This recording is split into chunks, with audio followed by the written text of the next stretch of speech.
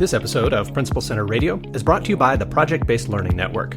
Dr. Amy Bader, the director, is a professional curriculum writer and the leading expert on standards-based PBL. She trains teachers how to write high-quality PBL units in the Project-Based Learning Curriculum Developer Certification Program, and she teaches leaders how to implement successful PBL initiatives in the Project-Based Learning Instructional Leader Program. Learn more at principalcenter.com/PBL.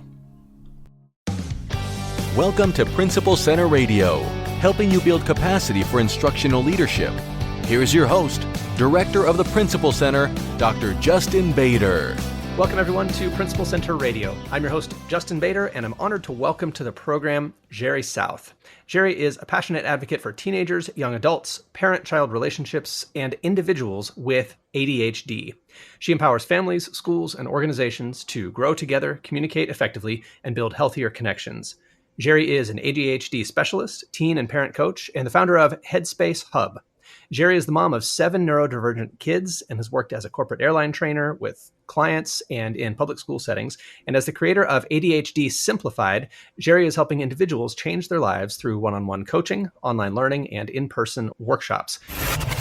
And now, our feature presentation. Jheri, welcome to Principal Center Radio. Thank you. I'm happy to be here. Well, I'm excited to speak with you because I feel like you can really help us with something that is a perpetual mystery and challenge to us in schools, and that is how to work most effectively with kids and teens who have ADHD. So set that up for us a little bit. What is it like from the parent perspective and from the child perspective to have a kid with ADHD or to be a person with ADHD, especially when it comes to school? Well, this is a great question because I feel that school is usually a sore spot for somebody with ADHD, and there's lots of reasons for that, right? But kids with ADHD are obviously struggling in the school systems today. And I think that that's because the way that the ADHD brain learns is just completely different than the way a neurotypical brain learns. I think that in the school system, most kids are required to sit still, listen, take notes, don't be disruptive, turn things in on time. And they're usually required to sit for long periods of time and doing this. And kids with ADHD actually learn best when they're able to stand up, walk around, touch things, use their entire body, talk to their peers, work in groups, ask as many questions as possible. So that's one aspect of this, is that kids really don't enjoy going to school. They're comparing themselves to their peers. They're not usually very good test takers. They're struggling retaining information. And so it's a place where all of their insecurities are out there on full display.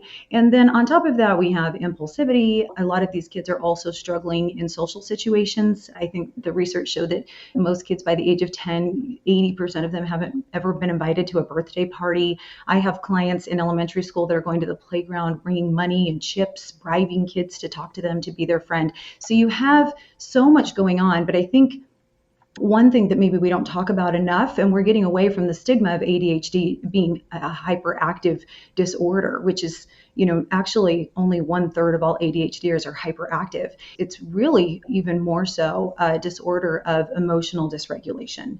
And when we understand that ADHDers are constantly all day long having a very difficult time regulating themselves emotionally, very sensitive to the idea that they're disappointing others, constantly comparing all of the things that they can't do well to the things that everyone in school is doing well.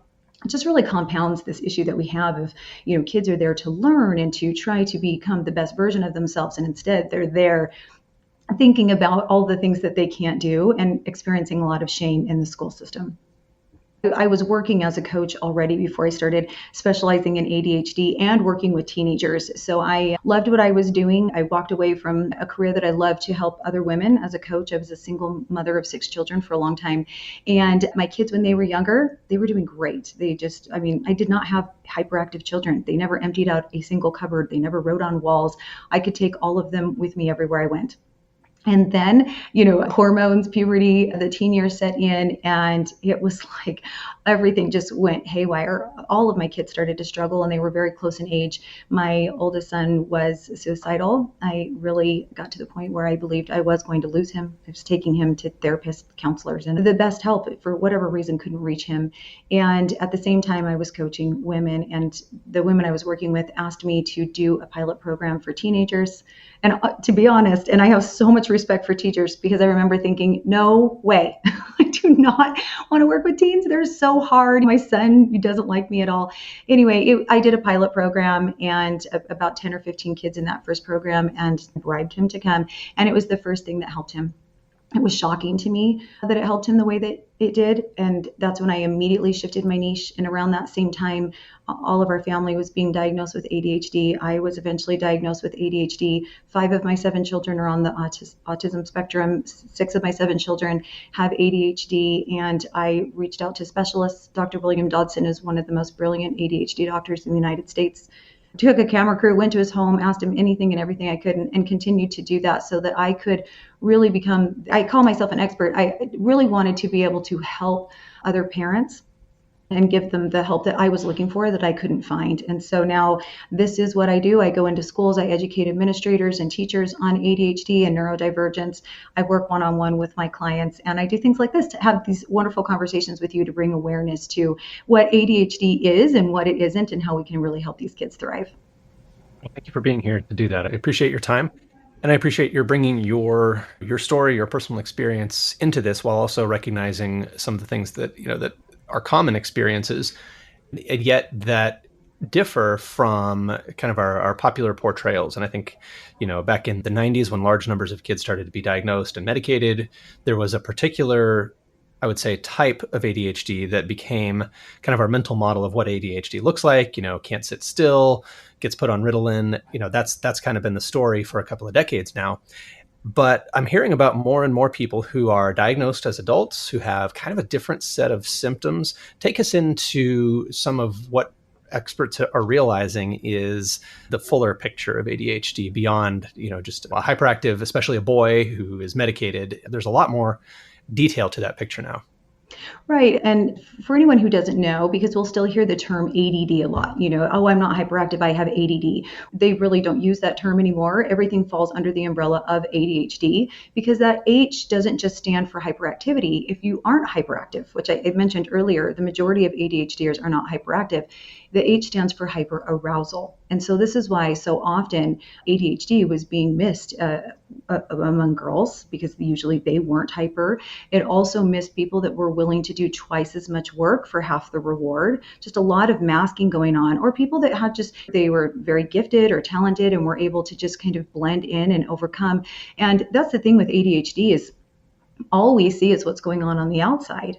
But ADHD really lives in here. It's like what's going on the inside. So we weren't recognizing that girls were masking or somebody was doing well in school, but they were trying so hard, and really the ADHD burnout is a thing, which then leads to more emotional dysregulation. So as you mentioned earlier, as far as diagnosis among adults, the average age of ADHD diagnosis is now over the age of 31. This is no longer a childhood disorder. And ADHD hyperactivity is just one component of ADHD. It's not usually present. It may be there, it may not be. But now that we know that ADHD, if I was going to break it down to 2 things, it would be distractibility and emotional dysregulation. And I don't know if you know much about rejection sensitivity dysphoria or RSD, but 1/3 of all adults will say that is the main debilitating symptom of their ADHD is rejection sensitivity dysphoria. And so you think about, we have so many adults that are struggling to regulate themselves that are having these RSD episodes because of their RSD being triggered.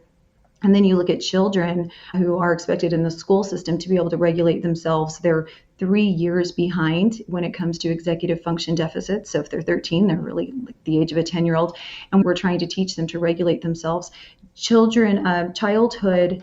What's interesting is another reason we're missing diagnosis so often is because the DSM still only has criteria for children. It's only up to age 16. So this will be why there's this common misconception that adults are growing out of ADHD because it's just manifesting into something else. So maybe a child who has a hard time sitting still, who's fidgety, who's restless will turn into an adult who's constantly overworked, doesn't know how to settle down, and has no peace in their life because they're always overscheduled, adding more to their plate. So it's not that ADHD goes away, it's that the symptoms change as one becomes older. Not diagnosed as a child or teen, correct? That's right. Yeah. We know that ADHD is present from birth. That is the belief system. Of course, there are things that can make those symptoms worse and make them manifest. Trauma is one of those things, but we don't ever grow out of it. If we work through trauma, if we engage in some kind of CBT or mindfulness practice, we can really learn to overcome these debilitating symptoms. Like RSD, for example, can be almost non-existent in your life. It can still be present at times, but it doesn't ever completely go away. Do you mind if I ask, what was it for you that helped you kind of realize that might be going on for you, that led you to a diagnosis? Oh, of course. Yes. I talk about these things all the time. I did not know much about ADHD shortly before I was diagnosed. And so actually the reason I was diagnosed was because my sister had been struggling with a binge eating disorder and found out that it was related to ADHD. And because it does run in families and it is genetic, we all started getting evaluated and were eventually diagnosed. And it's interesting because even within my own family, my sister's ADHD looks so different than mine. I wouldn't say I was hyper in school, but I'm more of the hyper type. I'm a go-getter. I'm an entrepreneur. I'm always on the go. And sometimes ADHDers will not present that way at all. They'll struggle. They'll struggle to be motivated to do things. They'll just it's okay. I don't care. I'll just let that thing go. And so even within families, it can look completely different from one person to the next. But another thing to mention is that ADHD has a very high comorbidity rate. You're 60% likely to have a comorbid condition if you have ADHD, and you're 40% likely to have a third condition.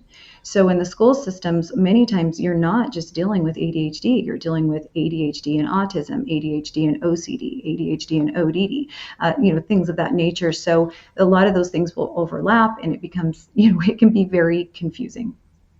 And if those overlaps are with different things, if different students with ADHD differ because of their individual situations, but also because of the comorbidities that are different, it can manifest in a lot of different ways, it sounds like.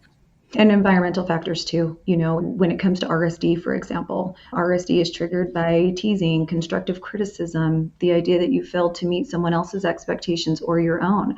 However, what I've noticed in my own life with my children and my clients over the years is that when a child, real quickly, when it comes to trauma, a lot of times we think of trauma as, big things, abuse, neglect, violence, but let's talk about little t traumas, right? It can be constantly being called out in the classroom or public shaming, things like that, feeling rejected, being isolated. And so that can have the same kind of effect on the nervous system as big trauma at times. And so when we can help a child feel safe, help them calm their nervous system, work through the things that aren't working for them, when they're feeling more confident, people with ADHD carry such a large amount of shame. The healthier they become, the less frequent you'll see these RSD episodes, and they won't last as long either. So regardless of whether or not RSD is a huge issue for them or hyperactivity, we know that the healthier the environment and the healthier and safer the child feels, so that means consistency, predictability, the better they'll be able to show up and have control over these impulses and the things that are causing them, some debilitation. About RSD, and you said that's rejection sensitivity. Is that what that stands for? Rejection sensitivity dysphoria. Dysphoria. And it sounds like that could potentially be something that is on students' minds 24/7, or at least the entire time they're in school or interacting with other people. Is that right? That's absolutely true. And in itself, it's very unpredictable. So, for example, one of my youngest daughter, and some of my kids have struggled in school. One of them didn't graduate. This daughter that I'm referencing, she actually has been in all honors classes, straight A's. School just comes very easy for her. She really never presented with any symptoms that I could see of ADHD, but she does have RSD. So it might look like this. She comes to me a lot. She's in speech and debate. She likes me to look over her papers. She takes feedback well. She asks me for feedback. I don't give it to her unless she asks. But one day she comes in and asks just like she always has before. And when I, politely tell her what I think, she grabs the paper. Forget it. I don't need your help. You don't think I'm good at this. So, you don't know when it's going to be triggered. And that makes it difficult in the school systems as well. So being aware, though, of what RSD is and what does trigger it can help us in our language and the way that we talk to these children, because I was working with a boy who was hyper and he was struggling. He was struggling with self-esteem. He had been kicked out already of an elementary school. He struggled with friends and he's doing this summer program. So usually I'm in communication with the administration and the teachers, but he had just started the summer program. The teacher didn't know him. And, she's doing a great job in there. She's doing what teachers do. She's trying to maintain control of the classroom. Well, there was a student who was sitting next to him that was daring him to break the teacher's pencil. And she could see something going on in the back of the room and she warned him, "That's my pencil, put it back on my desk. You're not allowed, you're not allowed to touch that." But this boy is constantly trying to fit in. And his friend or the boy next to him says, "You're a chicken if you don't break the pencil," something like that. So he told me later, I had to break it. All he's thinking about is I'm going to make a friend, So he breaks the pencil. The teacher then, I'm sure she's frustrated. I do not blame her for this, but she's calling him out in front of the class. "Why did you do that? I told you not to do that." His RSD is triggered immediately. He is cussing, he's yelling, he loses control. He ends up getting kicked out of the summer program. His parents, ground him. It's a huge issue. He ends up in my office that evening and he's crying. And he says to me, "It was just a pencil. I'm in all of this trouble because of a pencil." I think he was in 5th grade. He really didn't understand what he thought was so extreme. He wasn't taking complete responsibility, obviously, for his behavior. But what he said was, if she would have just pulled me aside and talked to me, I would have apologized. These kids, especially the ones, with the behavior problems, they're actually usually very sweet. They just are struggling so much internally. And he said, but instead, she purposely humiliated me in front of all of those kids. She was targeting me. That's RSD on full display. It was triggered. And many kids will say that when RSD is triggered, it's so intense they can't even remember what they said. That's not as common, but it can be that intense. That was probably my most debilitating symptom in my 20s. And again, my parents were divorced. I went through a lot of different things. So there's things that come up, abandonment issues. It makes all of that so much worse. I used to explain, I felt like I was being clawed from the inside out. It's such an intense pain. It can feel like an internal wound. So these kids, what they're experiencing, even though many times it's just perceived rejection, it's still very real for them. And once an episode starts, we cannot get them out of that. They have to get it out. They have to work through it on their own. We have to let it run its course. So trying to negotiate with that child, reason with them, explain yourself, none of that is helpful. As educators, we just want to be aware of what RSD is, what the triggers are, so that we can try our best to avoid those triggers. One thing that occurred to me as you were telling that story, Jheri, was that often to us, we don't feel like we're calling out or embarrassing the student because everybody can already see what the student is doing, right? Like the whole class knows, if the student is breaking a pencil Right. or whatever the behavior is. So to us, like there's no way to handle that confidentially because everybody saw it. But you're saying the feeling of being called out in front of everybody, there are some things we can do to make that a little bit more confidential, a little bit more private, to avoid putting the student further on the spot, even though, to our minds, the student already has the spotlight on them because of the behavior. The conversation needs to be more private. Is that what you're saying? Right, absolutely. Because until the student's called out, this young man, for example, he thinks it's kind of funny because the boy next to him's laughing. He's thinking like, wow, I'm making a friend. This friend that's laughing at him is also, congratulating him for being so brave and taking this risk. Kids with ADHD are incredibly impulsive and they do not think about the future. I was working with a young man recently who lit a rocket. I mean, he's 16. He lit a rocket under his friend's bed. He was at someone else's house. They have wood floors, burned a hole in the floor. He's a really good kid. And he said, I was going to blow it out before it went off. And he's telling the truth. He said, I didn't know it was going to do that. I mean, they're not thinking clearly. They're not looking into the future.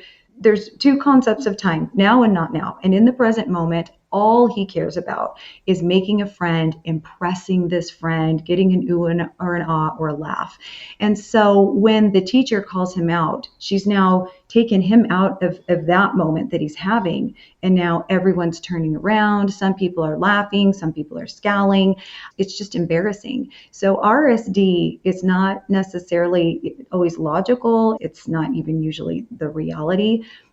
but it's just constant rejection. It's that child experiencing the rejection.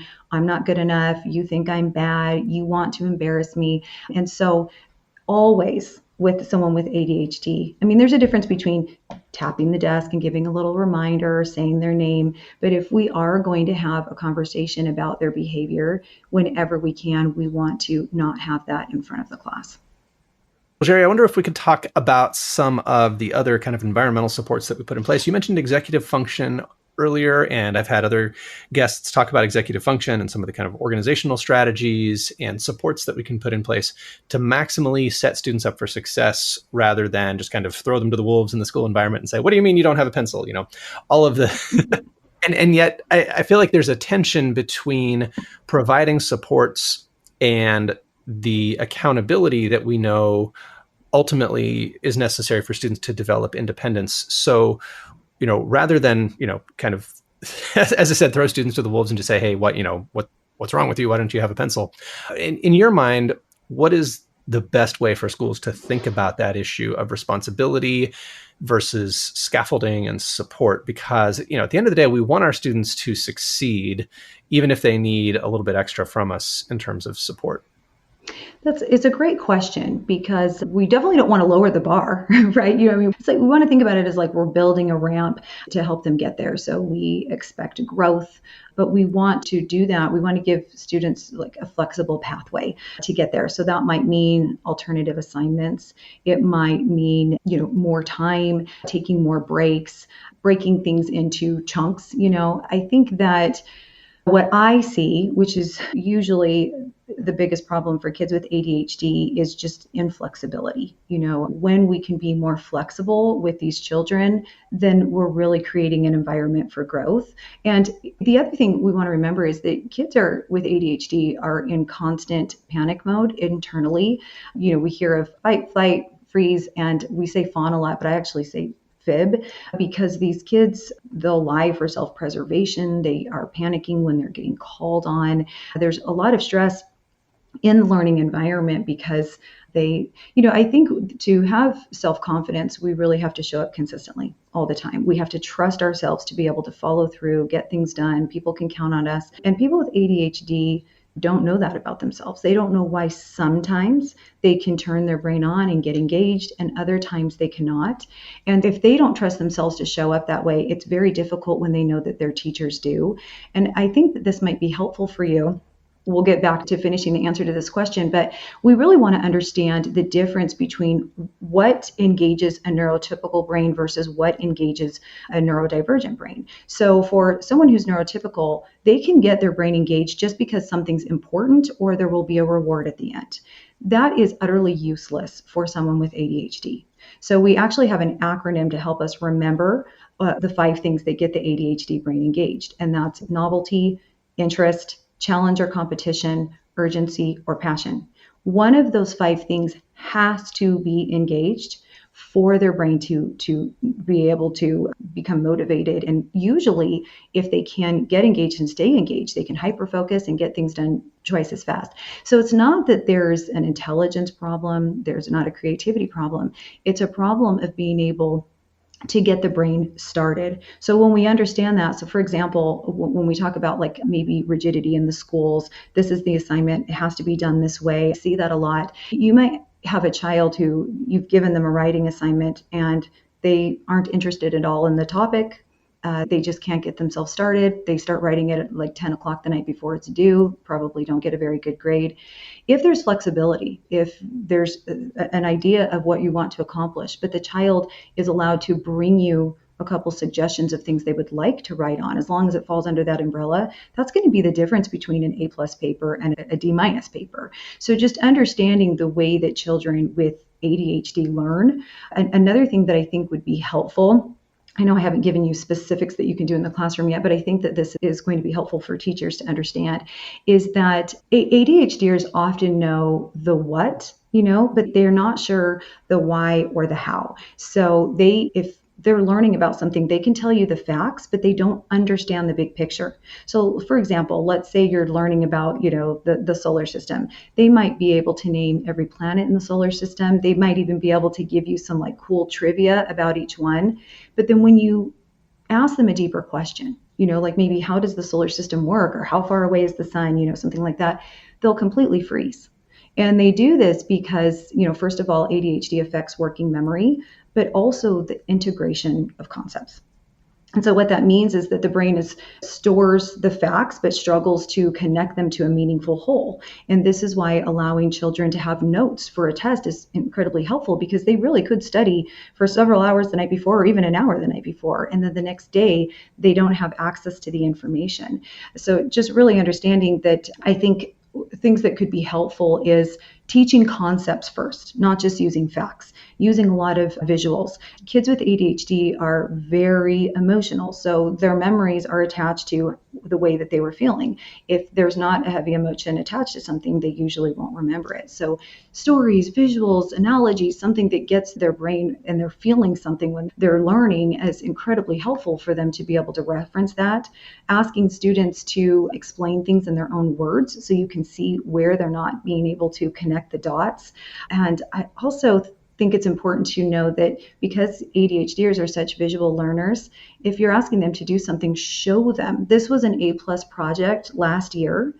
Once they see it, they can do it. And ADHDers start at the end and they move their way backwards to the beginning. That's how they approach any project or assignment. So when you really understand the way that they learn and what they need, of course, having timers, as much visual graphs, checklists as you can, but keeping them engaged, because kids with ADHD, it's so difficult for them already. I think in the school system, trying to learn by sitting still, writing notes, already they're having a hard time putting concepts together. They're terrified that they're going to be called on.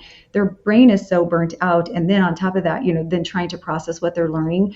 It is a stressful environment for ADHDers, unless it just happens to be a subject that they are very interested in or just naturally do well. Thank you. Jheri, one thing I wanted to circle back to that's come up several times is the idea of emotional regulation. And you've mentioned just how difficult going through the school day can be emotionally for students with ADHD. Thinking about, the schedule and things like recess and just the pacing of the school day and the social environment, what are some of your recommendations or thoughts for schools to help students navigate those emotional demands, and knowing that's an additional load that many of our students are carrying? Right. Well, I think, ADHDers, I know out here anyway in Arizona that we've really reduced the amount of physical education time that students are getting in schools. And that's so important for ADHDers. In fact, they've done research that shows that 30 to 45 minutes of strenuous exercise can stimulate the ADHD brain, the same way that a stimulant medication can. So it's actually necessary for these kids to be active, to be getting out. They need more breaks, especially boys. And so with almost all of the kids that I coach that are in junior high or high school, we immediately put in their 504 or IEP that, as soon as they start to get restless in class, they're allowed to get up, take a walk around the school, get a drink. For younger kids in elementary school, usually there's somebody that they can go talk to. There's a counselor, someone, so that they're not being, we don't want to isolate kids. We don't want you're being a problem, so you're going to sit in the back by yourself. That's so damaging. And it triggers the RSD because they're constantly feeling rejection. I've had teachers do things like they can't have a laptop for the rest of the year because they damaged theirs, and they feel that they're getting triggered every day. You're standing over here and holding my hand while the rest of the class is standing in that line, but all day, not just for a couple of minutes. Anytime a child is being isolated, you risk that the RSD is going to be triggered. And so I think that one thing that I see quite often, and this comes from lack of training, I really don't blame our teachers. Our teachers are doing the best that they can. Here in Arizona, it's not required by law that there's any kind of neurodivergent training at all. And this really presents a problem because teachers are getting frustrated. They don't know how to manage these kids. And so they're doing all the wrong things, But these kids really benefit from an environment where they're not worried about making their teacher angry or upset with them or rejecting them because of impulsive behavior that many times they cannot control. So when we have processes in place, kid's a little bit hyper, they can be your errand person, put a note in an envelope and have them take it to the office. In junior high and high school, there's usually a different classroom that they can go visit, but just more breaks at all possible. If we can have more creative learning opportunities where they're able to get up, we're passing things around the classroom, they can touch and feel, they can work in groups, they can work with partners, or maybe we're breaking up the way that we're teaching so they're not just asked to sit still the entire time. And then more physical education for sure, more time that they're out doing things. I mean, as an ADHDer, I just loved specials. And sometimes I didn't like the special when I got there, but I loved that I was able to just get up and move. I think it would be good to highlight that being bored is one of the most overwhelming, heavy emotions for an ADHDer. When I'm talking to ADHD teenagers who are expressing, maybe they're bored with their life, they don't have many activities, they don't have a lot to do after school. I mean, it's really heavy. My life has no meaning. Sometimes I feel like I don't want to live, but there's nothing really going on. They're just bored. Boredom as an overwhelming emotion. Wow, that's really interesting. Mm-hmm. Wow. Yeah, and I just think when we don't have enough education for our educators, then it's many times just labeled as laziness, hyperactivity, unwillingness to get work done, disrespect, but behavior is communication. These kids are looking for something. They don't want to be disruptive, but they are looking for attention. I have a boy that I work with that has a lot of impulse control issues, and he was blurting things out in class and getting constant yellow cards, and he was about to get expelled. And so that helped him to control his behavior. He's used to being the class clown in class, and he came to me and just said, he's really down. And I asked him, what's wrong? And he said, it's just like, I'm not getting any attention. It's not the same. School is so boring. And he said, I really feel like my personality has changed. And what he expressed that day was that he felt that his friends weren't going to, respect him. I don't know if he fully even comprehends that word, but those were the words he used. Nobody really wants to talk to me anymore. School's so boring.